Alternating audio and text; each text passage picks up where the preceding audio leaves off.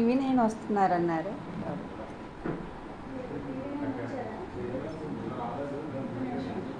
Late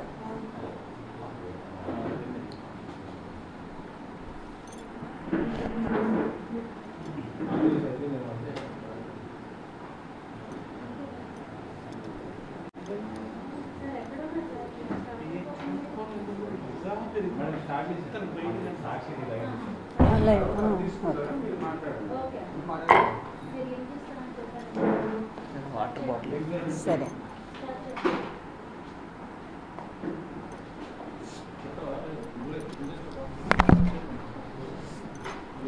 నిన్న తాడేపల్లి సభ చూశాక, ప్రతిపక్షాల సభ, చంద్రబాబు నాయుడు పవన్ కళ్యాణ్ గారి సభ చూశాక, ఇంత వరస్ట్ సభ ఎప్పుడు అంటే ఒక రాజకీయ వ్యవస్థ ఏర్పడ్డ తర్వాత ఇంత హీనంగా మాట్లాడిన వాళ్ళు, అందులో అంత స్థాయిలో ఉండేటువంటి వ్యక్తులు అంత దిగజారిపోయి మాట్లాడారు అంటే ఎంత బలహీనంగా ఉన్నారో వాళ్ళు అనేది చాలా స్పష్టంగా అర్థమవుతూ ఉంది.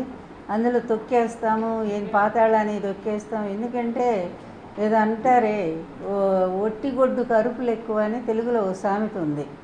ఏమి పాలు ఇవ్వలేనప్పుడు అది ఓరికి అరుస్తూ ఉంటుంది. వీళ్ళ పరిస్థితి కూడా అలాగే ఉంది. పవన్ కళ్యాణ్ గారు కూడా ఎంత పిచ్చిగా మాట్లాడారంటే, నేను మొన్న సభలో జనాలు లేరు, పాడు లేరు, 5ంటికి క్లోజ్ అయిపోతుంది అనుకున్న సభను 6:30 దాకా పాపం వెయిట్ చేశారు అక్కడ కార్గోలో.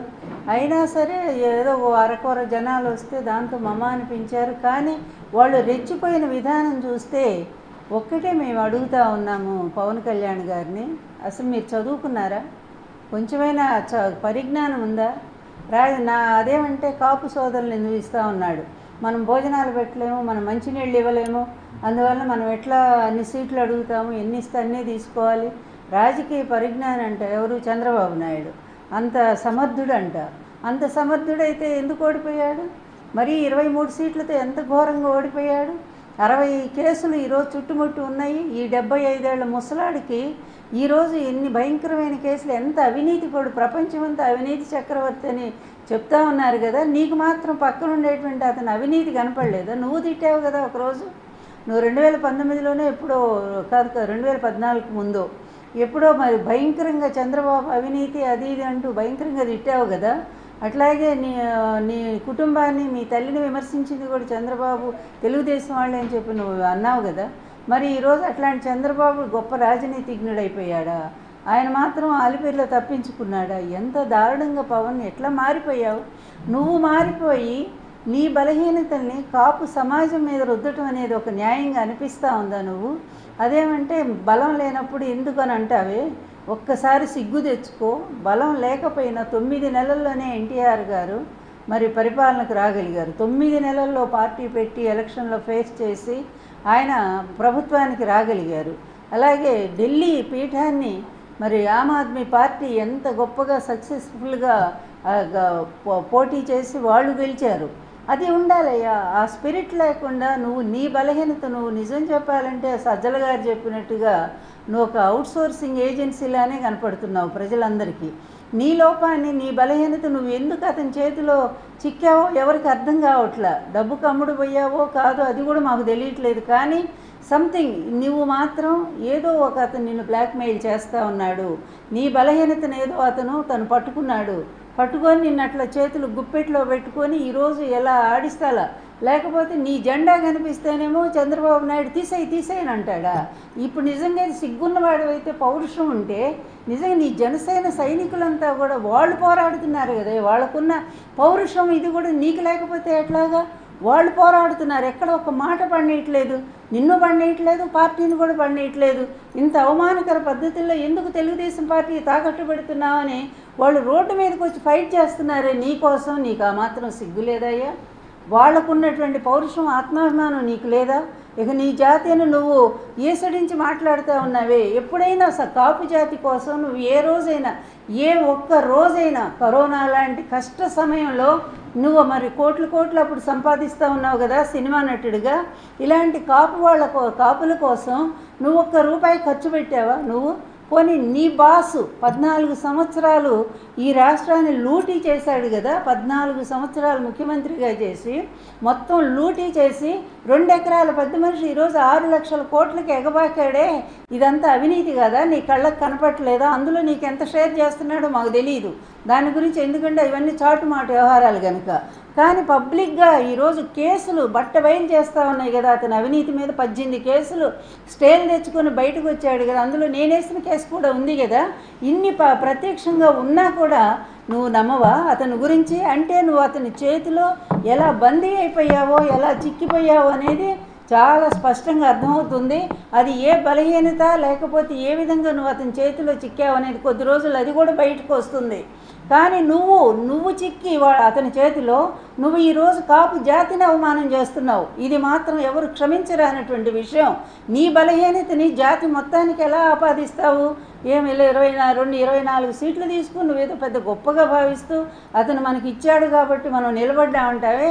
పక్కనుండి ప్రతి ఒక్కడు కూడా పార్టీ పెట్టిందని ధైర్యంగా పోరాడతాడు. జగన్మోహన్ రెడ్డి గారు ఎప్పుడు పెట్టారు ఏ పార్టీ? 2011లో పెట్టారు. 2014 ఎలక్షన్స్, అందులో 16 నెలలు అయిపోయి జైల్లో పెట్టారు.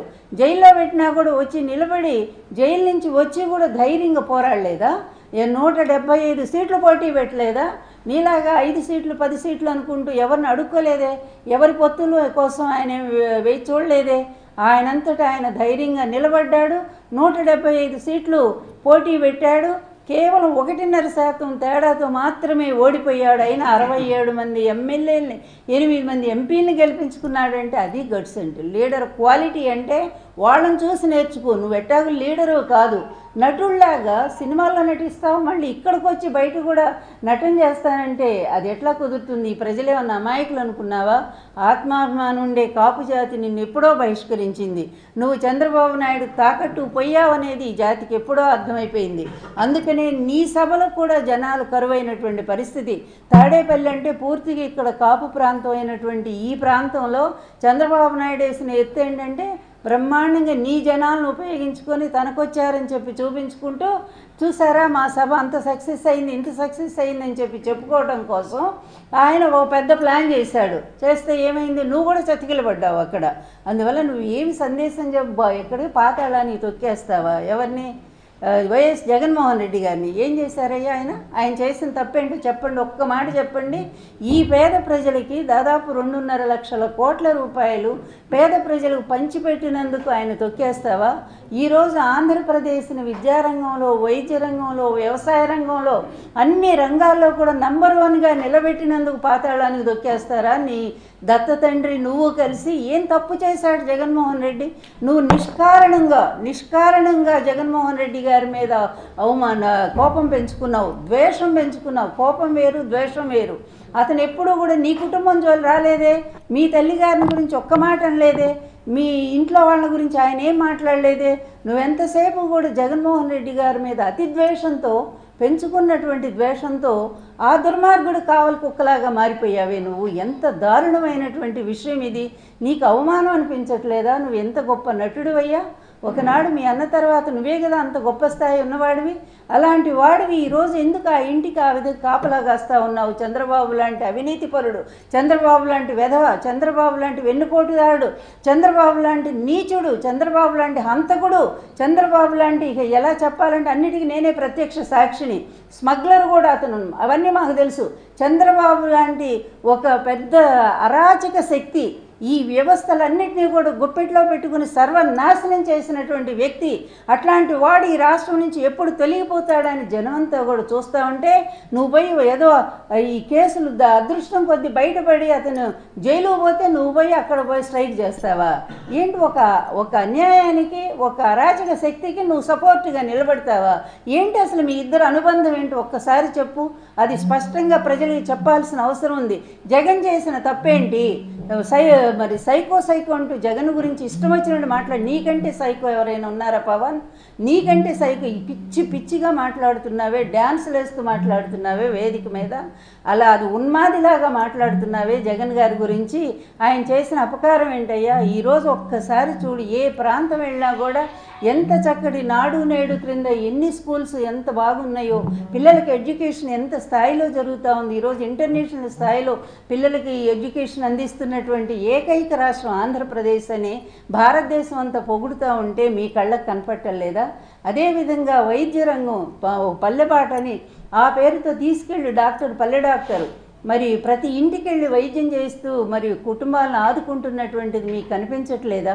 అదేవిధంగా మిగిలిన అమ్మఒడి ఎన్ని పథకాలు మాకే లిస్టు గుర్తులేనన్ని పథకాలు ఇస్తూ ప్రతి ఒక్కళ్ళని కూడా ఈ రాష్ట్రంలో దాదాపు 5 కోట్ల పైన ప్రజలు ఉంటే దాదాపు 4 కోట్ల మంది లబ్ధిదారులుగా 35 లక్షల ఇళ్ళు ఇచ్చి, ఇళ్ళు అనేటువంటి లేని వాళ్ళు ఎంతోమంది ఎన్నో రకాల బాధలు పడుతున్నటువంటి వాళ్ళందరికీ కూడా ఇళ్ళు ఇచ్చి కాపాడినటువంటి మహానుభావుడిని మీ ఇష్టమైన భాషలో మీరు తిడతారా? చివరికి ఎంత దుర్మార్గుడి చంద్రబాబు నాయుడు మా కుటుంబాన్ని విడదీశాడు. మా కుటుంబంలో మొత్తం తండ్రిని కొడుకుల్ని వేరు చేశాడు. తన అధికారం కోసం, పూర్తిగా తన ముఖ్యమంత్రి పదవి కోసం తండ్రి కొడుకుల మధ్య తగువ పెట్టినటువంటి నీచుడు వీడు. ఈరోజు జగన్ కుటుంబంలో కూడా తగువ పెట్టాడు. జగన్ కుటుంబంలో ఆయన అన్నా చెల్లెళ్ళకి తగువ పెట్టాడు. అలాగే ఆమె ఏదో మాట్లాడుతూ ఉంది, వివేకానంద కూతురు. వీళ్ళు ఎప్పుడో తెలుగుదేశం చంకెక్కారని అందరికీ తెలుసు, లోకమంతా తెలుసు. అమ్మా సునీతమ్మ, ఈరోజు మీరు కొత్తగా చెప్పేది ఏమీ లేదు. మీ భర్త తెలుగుదేశంతో అంటగాగుతున్నాడు అనేది అందరికీ తెలిసిన విషయమే. ఆ రోజు వివేకానంద గారిని కూడా రానియకుండా మీరు అడ్డుకొని ఆయన్ని కాంగ్రెస్ పార్టీలో ఉంచారు. విజయమ్మ గారి మీదే పోటీ చేసిన సంగతి తెలుసు. అయినా జగన్ గారు మంచి మనసుతో బాబాయ్ అని చెప్పి ఎమ్మెల్సీ ఇప్పిస్తే ఇదే తెలుగుదేశం వాళ్ళు అతను ఓడించిన సంగతి ఇంకా తెలిసి కూడా కావాలని ఈరోజు మీరు పోటీ చేయడానికి తెలుగుదేశం మీకు సపోర్ట్ ఇస్తుందని చెప్తే, లేదా అతను డబ్బులు ఇస్తూ ఉంటే మీరు ఇష్టం వచ్చినట్టుగా ఈరోజు ఒక కుటుంబ సభ్యులు అయ్యి ఉండి కూడా జగన్మోహన్ రెడ్డి గారి మీద ఇలా మాట్లాడుతున్నారంటే సిగ్గుపడాలమ్మా, సిగ్గుపడాలి. ఎందుకంటే ఏదంటారే, అది ఒక మంచిని గుర్తించాలి అంటే అటువంటి మంచి సంస్కారం కూడా ఉండాలి. వీటన్నిటికీ ఈ దుర్మార్గపు చర్యల వెనక ఎవరున్నారు అంటే చంద్రబాబు నాయుడు. ఇట్లాంటి వెధవ పనులు చేయగలిగిన వాడు రాజకీయ చరిత్రలో ఒకే ఒక్కడు. వ్యవస్థల్ని మేనేజ్ చేయగలిగిన వాడు, న్యాయ వ్యవస్థ అయినా సరే, అదేవిధంగా ఈడీ అయినా సరే, సిబిఐ అయినా సరే, ఇంకా ఏ వ్యవస్థ అయినా సరే అతను తన మనుషులను పెట్టుకుంటాడు. అలాగే ఏ పార్టీ అయినా సరే, బీజేపీలో ఇతను కోవర్ట్లు ఉంటారు, కమ్యూనిస్టుల్లో ఉంటారు, ఏ పార్టీలు కాంగ్రెస్లో ఉంటారు. ఇతను అన్ని పార్టీలు అవసరం కొద్ది పార్టీలన్నీ మార్చుకుంటూ ఉంటాడు. అవసరం కొద్ది అవకాశవాద పొత్తులు పెట్టుకుంటూ ఉంటాడు. ఇలాంటి నీచ నికృష్టుడి పంచన చేరి ఈరోజు నువ్వు ఇష్టం వచ్చినట్టుగా ఒక మంచి సామాజిక న్యాయంతో ఒక సామాజిక విప్లవాన్ని తీసుకొచ్చి అన్ని కుల రహితమైనటువంటి ఒక గొప్ప సమాజాన్ని ఈరోజు ఒక గొప్ప సంస్కర్తలాగా అందిస్తున్నటువంటి జగన్మోహన్ రెడ్డి గారిని మాట్లాడటానికి కొంచెం మంచి మనస్సు ఉండాలి, మంచి ఆలోచన ఉండాలి, మంచి సంస్కారం కూడా ఉండాలి. కానీ అవేవి మీ ఇద్దరికి కూడా కనపట్లేదు. ఎంత ఒక రాజకీయ నాయకుడని నువ్వే చెప్పుకుంటా ఉన్నావు. 10 సంవత్సరాల పార్టీ నీది, ఇంతవరకు కనీసం వార్డు కమిటీలు కూడా వేసుకోలేని దిక్కుమాలిన పార్టీని నడుపుతూ ఉన్నావు. నువ్వు ఎందుకు వేయట్లేదో అందరికీ తెలుసు. చంద్రబాబు ఏం ఆదేశం ఇస్తే అది అట్లాగే దాన్ని నడిపిస్తూ ఉంటావు. నీ పార్టీ అతని కోసమే పెట్టావు. ఇందాక చెప్పాం కదా, మేము ఒక అవుట్సోర్సింగ్ ఏజెన్సీ లాగా. అతను నిలబడమంటే నిలబడతావు, తీసేయమంటే తీసేస్తావు, లేదా అసలు ఇంట్లో కూర్చోంటే కూర్చుంటావు. అట్లాంటి నువ్వు కూడా వచ్చి జగన్మోహన్ రెడ్డి గారి గురించి విమర్శించడానికి కొంచెమైనా నైతికత ఉండాలి కదా. నీకు అసలు ఆ హక్కు ఉందా? లేకుండా నీ ఇష్టం వచ్చినట్టు మీరు మాట్లాడుతూ ఉన్నారే. నేను ఒక్కటే చెప్తున్నా, ఈ పవన్ కళ్యాణ్ ఒక చిన్న పిల్లాళ్ళు అంటాడు. అసలు రాజకీయాల్లో అతని గురించి ఒక్క నిమిషం కూడా మనం ఏమి మాట్లాడాల్సిన అవసరం కూడా లేదు. నా దృష్టిలో నేను ఎప్పుడు మాట్లాడలేదు కూడా, ఇప్పుడే మాట్లాడుతున్నాను. ఎందుకంటే అతను కనీసం కొంచెమన్నా బుద్ధి వస్తుందేమోనని. కానీ అసలైనటువంటి దొంగ, అసలైనటువంటి నీచుడు, అసలైనటువంటి నికృష్టపు రాజకీయాలను నడిపినటువంటి వాడు, ప్రజల్ని దోపిడీ చేసినటువంటి వాడు, ప్రజా వ్యవస్థల్ని మొత్తం కూడా అన్ని వ్యవస్థల్ని సర్వనాశనం చేసి ఈరోజు ప్రతిదీ కూడా ప్రక్షాళన చేసుకునేటువంటి పరిస్థితిలో ప్రతి వ్యవస్థ పడింది. న్యాయ వ్యవస్థ ఇప్పుడిప్పుడే తేరుకుంటా ఉంది.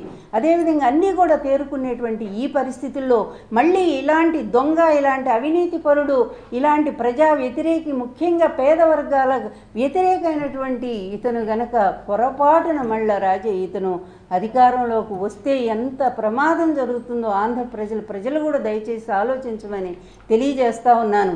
ఇలాంటి నీచుడి పరిపాలన 14 ఏళ్ళు చూశారు.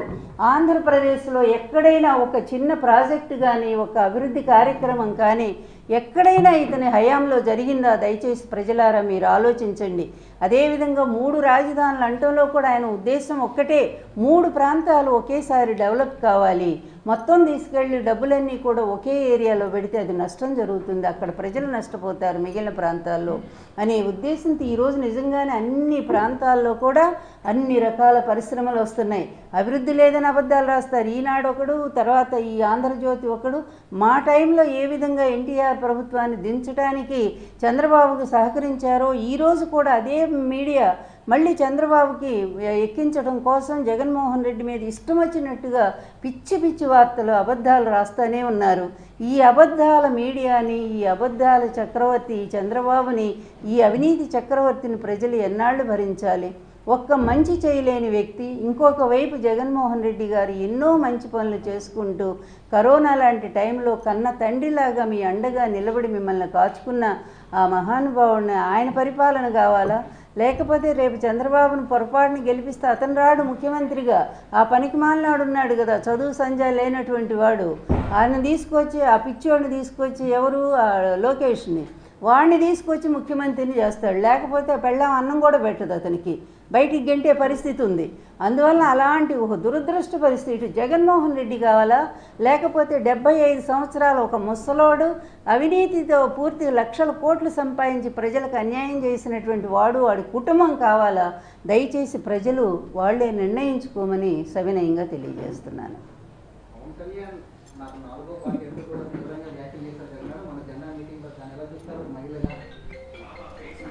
అదే చెప్పాను కదా, ఇంత చెత్త మీటింగు, ఇంత అసభ్యమైనటువంటి మీటింగు ఎప్పుడూ చూడలేదు మేము. పవన్ కళ్యాణ్ ఎంత దిగజారుడు మనిషి అనేది మాకు కూడా మొదటిసారిగా అర్థమైంది. ఎందుకంటే మా ఇంట్లో కూడా ఉన్నాడు ఇలాంటి పిచ్చి పిచ్చి మాటలు మాట్లాడేవాడు బాలకృష్ణ. సేమ్ అదే బాటలో వీడు నడుస్తున్నాడు అనిపించింది. ఇద్దరు సినిమా వాళ్ళు కనుక మేము ఏదైనా మాట్లాడవచ్చు అనుకుంటే, ఎందుకంటే జగన్ అనేవాడు అందరికీ నేను ఎప్పుడో చెప్పాను, నా వల్ల కాలేదు ఈ చంద్రబాబును ఎదిరించడానికి, మా ఆయన కూడా నిస్సహాయుడై చనిపోయాడు. అందువల్ల ఈరోజు నిజం చెప్పాలంటే అతన్ని భయంతో పరిగెత్తేట్టు చేస్తూ నిద్ర లేకుండా చేస్తుంది ఒక్క జగన్మోహన్ రెడ్డి చంద్రబాబుని. నిజమైన మొగుడు చంద్రబాబుకి జగన్మోహన్ రెడ్డి అని చెప్పి ఎప్పుడో సభలో చెప్పాను. ఈరోజు చెప్తున్నా, వస్తే నీకు కూడా అతనే మొగుడవుతాడు తప్ప పెళ్ళాంగా మాత్రం రాడని గుర్తు. అయిపోయింది నీ పరిస్థితి, అయిపోయి నువ్వు 24 సీట్లే ఎక్కువ అనుకుంటూ పాపం సంబరపడిపోతున్నావంటే ఇది జగన్, ఇది గొప్పతనం అని చెప్పి అర్థం చేసుకో. అంతేగాని పిచ్చి పిచ్చి మాటలు మాట్లాడుతూ నిన్ను నువ్వే తక్కువ చేసుకొని రకరకాల మాటలు అనిపించుకోవటానికి మాత్రం ఆస్కారం ఇవ్వకు పవన్ కళ్యాణ్. నీ కళ్ళు తెరుచుకో. ఎవరు ఎంత చెప్పినా కూడా నీకు బుద్ధి జ్ఞానం అనేది లేదు. అది పూర్తిగా మేము మొన్ననే వ్యూహం దానికి వెళ్ళాము, మేము ఆ ప్రీవ్యూకి వెళ్ళాను. అందులో చెప్తాడు పవన్ కళ్యాణ్కి ఎవరు శత్రువులో ఎవరు మిత్రులో కూడా అర్థం కాదు అని చెప్పి ఆ పాత్ర పెట్టాడు రామ్ గోపాల్ వర్మ గారు. చాలా సరదా. అతని పాత్ర వచ్చినప్పుడల్లా జనాలు బాగా నవ్వుతూ ఉన్నారు. అది నిజం 100%గా. ఎందుకంటే ఇతను మాటల మనిషే తప్ప, అది కూడా స్క్రిప్ట్ రాసుకొచ్చి డైలాగులు, అది కూడా చంద్రబాబు నాయుడు ఆఫీస్ నుంచి ఆ స్క్రిప్ట్ రాసిస్తే ఆ తిట్లన్నీ అన్ని తిట్లే. ఏంటి మీ జెండా సభలో మొత్తం జగన్ను తిట్టడానిక? నాకు ఒకటి గుర్తొస్తా ఉంది ఒక మాట. ఇది ప్రహ్లాదుడు హిరణ్యకశిపుడిని అంటాడనమాట.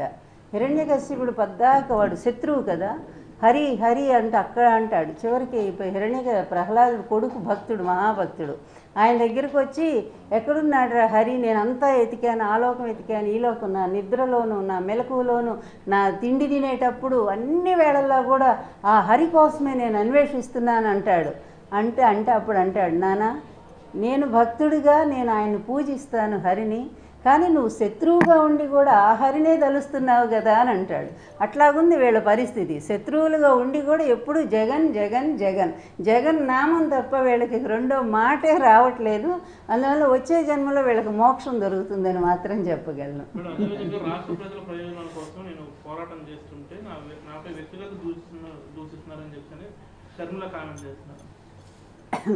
షర్మిల రాజకీయం ఏంటనేది అందరికీ తెలుసు. ఎందుకంటే ఏ పార్టీ అయితే ఆ కుటుంబాన్ని అన్యాయం చేసిందో, ఏ పార్టీ వాళ్ళ అన్నం జైలుకు పంపిందో, ఏ పార్టీ వాళ్ళ తండ్రిని పేరుని ఎఫ్ఐఆర్లో చేర్చిందో అదే పార్టీ తరఫున పైగా ఆమె తెలంగాణలో ఉంటానని చెప్పి మళ్ళీ ఇక్కడికి రాబడిందో, ఇదంతా చంద్రబాబు స్క్రిప్ట్ అనేది ప్రతి ఒక్కరికి తెలుసు. ఈరోజు వీళ్ళు సునీత కానీ లేకపోతే షర్మిల కానీ వీళ్ళిద్దరూ ఏం మాట్లాడినా, లేకపోతే పవన్ కళ్యాణ్ కానీ మొత్తం చంద్రబాబు జేబులో నుంచే మాట్లాడుతూ ఉన్నారు వీళ్ళు. అందువల్ల ఇక వీళ్ళకు ప్రజలు ఇప్పుడు పట్టించుకోవటం మానేశారు. ఎందుకంటే ఈ విధమైన వ్యక్తిగత ద్వేషాలతోనూ కక్షలతోనూ ప్రతి కుటుంబంలో కూడా ఒక చంద్రబాబు లాగా తయారైతే ఏం చెప్పగలం? మా కుటుంబంలో చంద్రబాబు అయ్యి సొంత మామకే వెన్నుపోటు పొడిచారు. ఈరోజు చెల్లెల రూపంలో మరో చంద్రబాబు వచ్చాడని మేము అనుకుంటా ఉన్నాము. అందువల్ల ప్రతి కుటుంబంలో కూడా ఇలా తయారైతే అది వాళ్ళ నాయకులు తప్ప కాదు కదా. అంత మంచి పనులు చేసిన ఎన్టీఆర్ గారు తప్ప ఆయన వెన్నుపోటు పొడవటం, అదేవిధంగా జగన్మోహన్ రెడ్డి గారు రాష్ట్రాన్ని ఇంత ముందుకు తీసుకుపోవటం ఆయన చేసిన తప్ప. ఎందుకు వీళ్ళందరూ ఈ విధంగా వచ్చి అతని మీద విరుచుపడతారు? ఎందుకు వీళ్ళ ఈర్ష్యని ద్వేషాన్ని ఆయన మీద అంత చూపిస్తారు? అంటే ఎవరి చేతుల్లో మీరు కీలుబొమ్మలుగా మారిపోయారు, మీ వ్యక్తిత్వాలను తాకట్టు పెట్టుకున్నారు.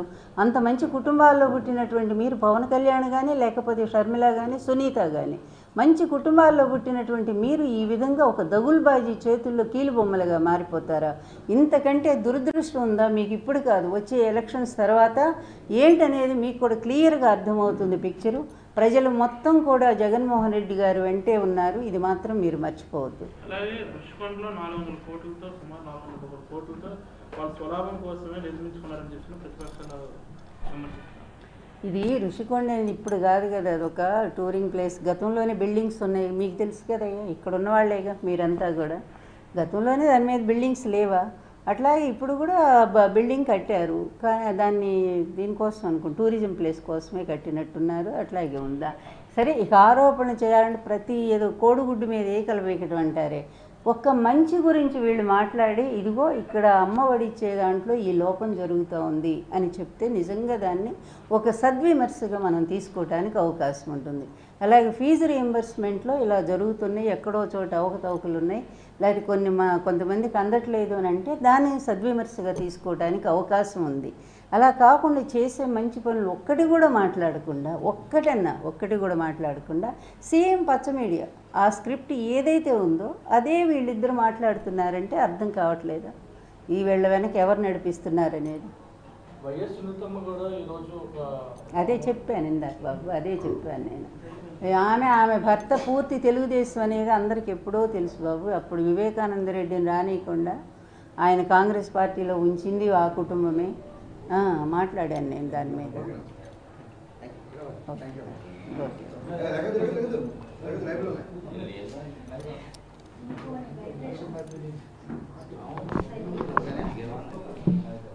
లేదు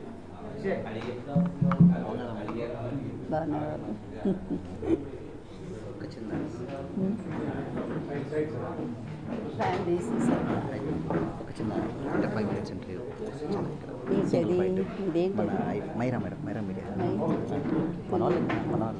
అది ఎవరైతే పర్వాలేదు, అదేం లేదు. ఇది లేట్ వచ్చారా? తీసుకున్నారు.